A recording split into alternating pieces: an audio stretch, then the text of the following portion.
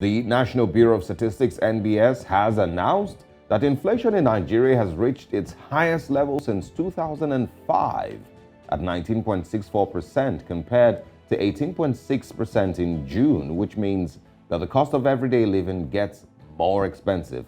The report indicated that headline inflation rate increased in July 2022 compared to the same month in the previous. Imports, transportation. I mean, we can all see that what transportation was before is not what it is now. There's an increase in fuel, production. So that has invariably increased everything. And beans and yams and potatoes. Joe, what is it, what's your experience been like? It's quite a tough time, I could say. Tough times are here with us. Like I did say earlier on, the first hour when we were reviewing the papers.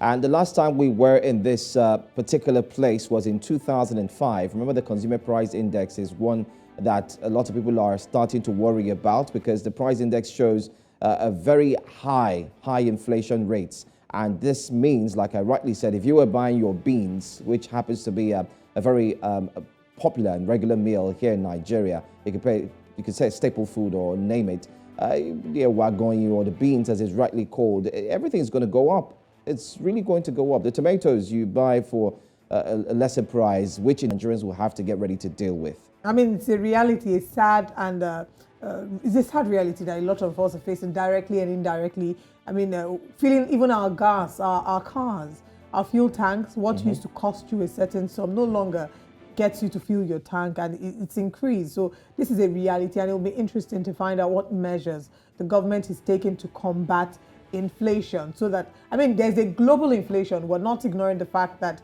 around the world, there are conversations about inflation. The Ukraine-Russia crisis has also impacted pricing of food around the world. In certain parts, a lot of people are blaming a lot of the issues that they face on the Ukraine-Russia war.